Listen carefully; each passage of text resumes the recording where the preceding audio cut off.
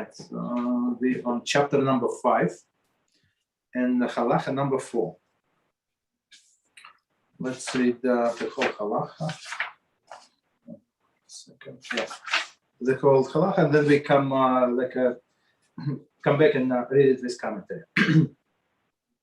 Although the man's wife is permitted to him at all times, it is written for a wise man to conduct himself with holiness.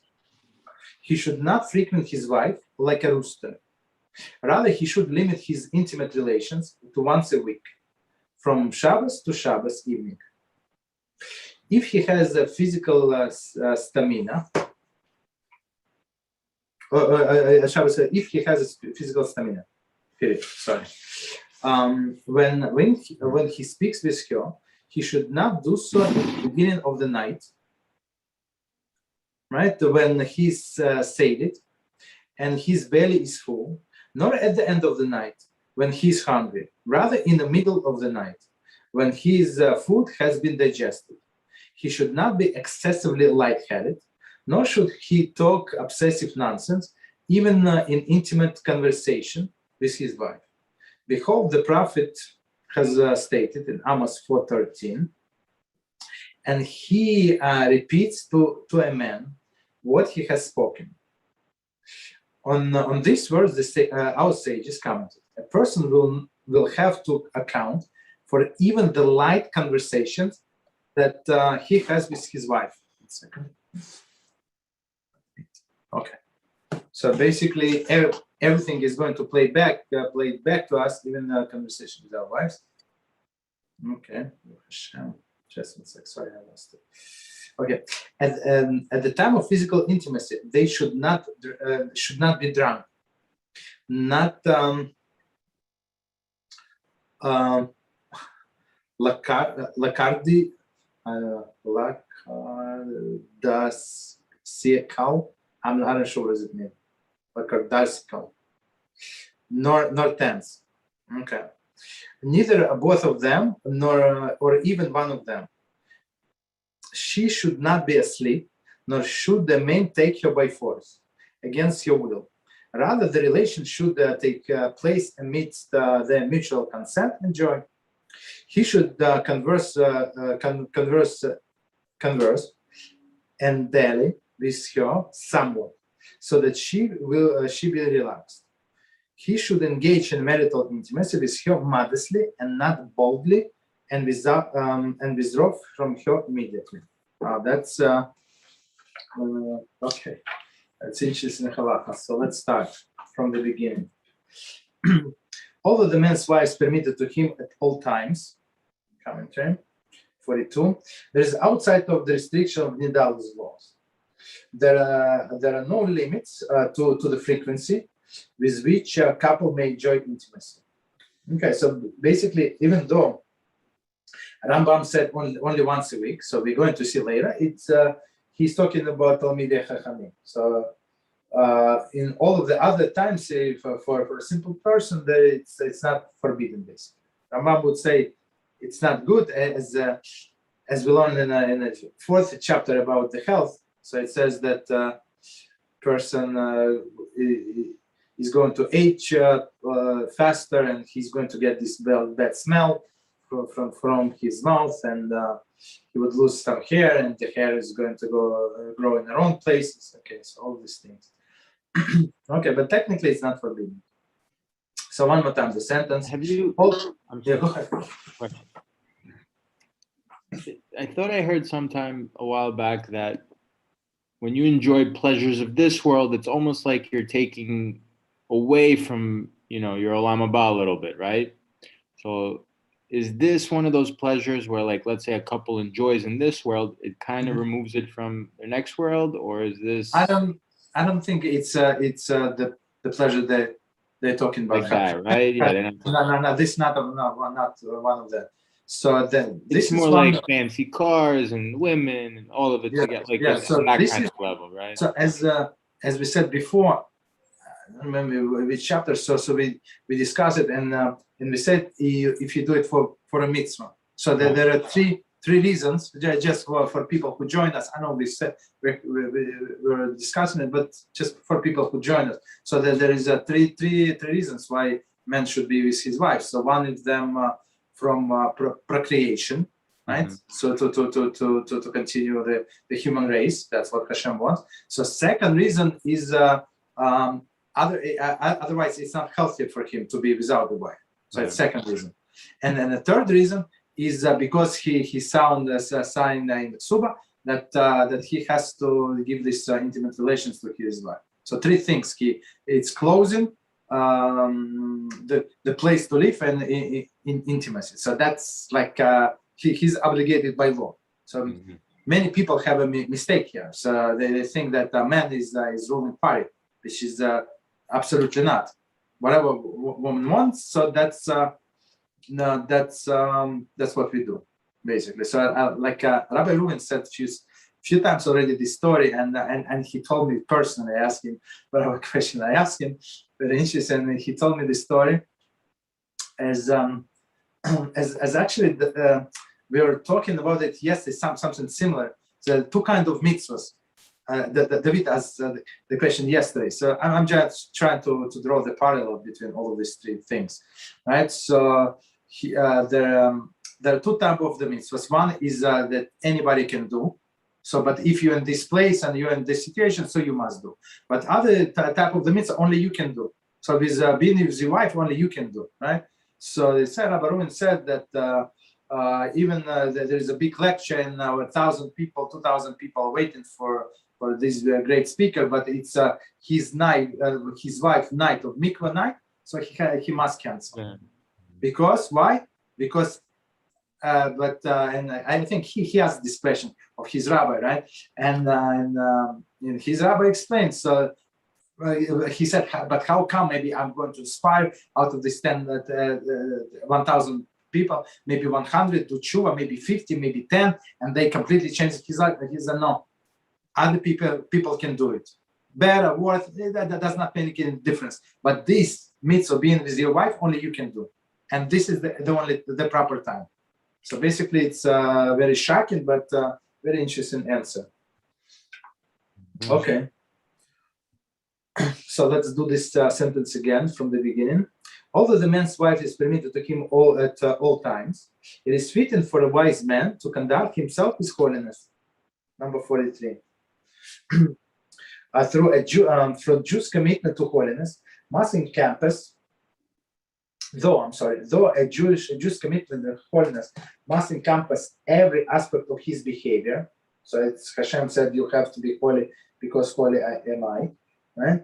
The Torah and our sages have always emphasized the importance of this quality with regard to marital intimacy. So that's I would explain like this, because it's in this thing. So a person behaves and conducts himself very close to the animals. So and Hashem said, even in this situation, you have to be as holy as possible. There is no more powerful expression of main basic instinctive nature than sex. Okay. Almost like we said, right?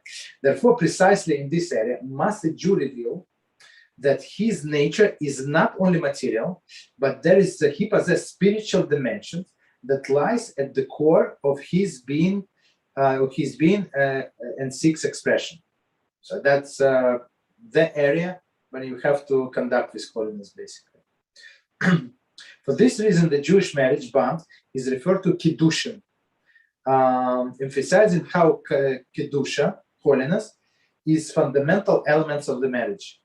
Right? So other people see it as not relation Christians and other things, and other people see it as like something like not as holy, but for us, it's kiddushin is this marriage is sanctified, basically. Similarly, in Vayikra 20, verse 7, proclaims, "Sanctify yourself and be holy, for I am God, your Lord." Okay. As a phrase, as a preface to the law prescribing forbidden sexual relations. Okay, so they use this when it's Isurei Bia, I guess. Okay, I think. Okay, Shvot 18b interprets the above verse and also includes command to conduct oneself in holy manner within the permitted relationships. Okay, I mean, they all come to the same conclusion. The quality of the holiness involved not only restraint, as mentioned in ensuing statement, but also the manner in which relations be carried out. The Rambam elaborates the aspect in Hilchot Isurei Bia 21:9, and in his commentary to the Mishnah Sanhedrin 7:4. Okay, so that's okay. Continue. He should not frequent his wife like a rooster. Commentary. The rooster is a widely used symbol for lust. Right? So as we know, it's you need one rooster for I don't know how many chickens, 50 chickens. Right? The phrase used by Rambam is quoted from Brachas 22a. See also Hilchas Tefillah 4:5. In Hilchas Isurei Bia 21:11, the Rambam also elaborates on this matter, calling frequent sexual relation a severe blemish and boorish behavior, which was frowned upon by the sages. So one more time, calling sexual relation a severe blemish. So when somebody is very often his wife, so on one hand it's not forbidden, on another hand it's a severe blemish of his soul. Okay. Continue. Rather, he should limit the intimacy relations to once a week, from Shabbos to Shabbos evening. So meaning Friday night. Right? So it says Ksubas 62a in and b describes the frequency with which people involved in different occupation should engage in marital intimacy. See Hilchas Isurei Bia. The measure given here is allotted to Torah sages. So I'm not sure if we discussed or not. It's Rashi copies from that piece when they describe the meeting between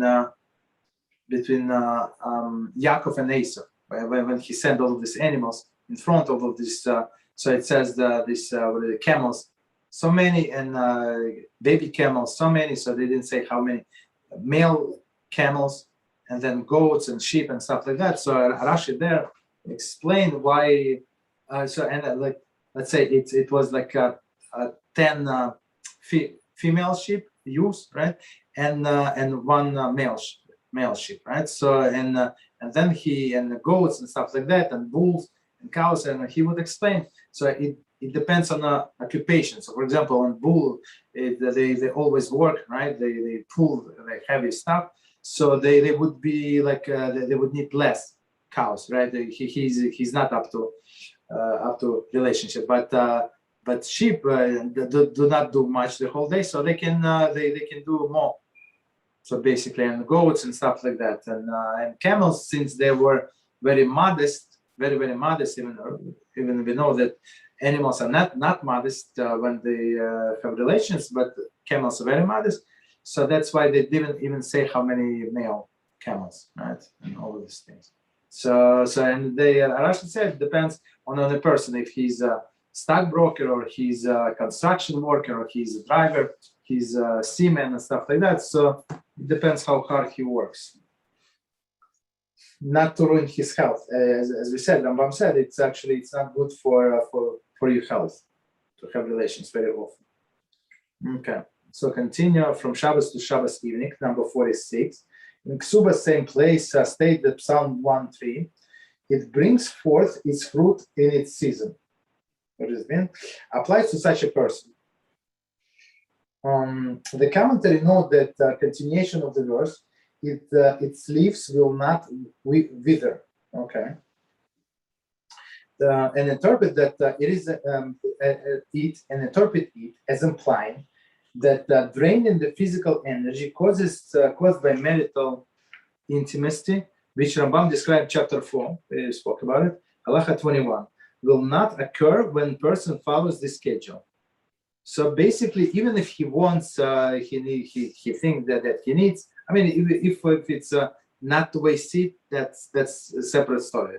That's what Rambam said in last chapter. But here he said because it's drained the physical strength from the man, so he said just follow what he told you. Once a week is good enough. Igeret HaKodesh attributes it to the Ramban. Igeret HaKodesh emphasizes that on Shabbos a person is granted a greater spiritual potential, which enables him to maintain his bond with God, even when involved in physical activities. Very interesting. So, as we know, we feel very spiritual on Shabbos. So he said, even through this physical activity, so you have special connection with Hashem. Okay.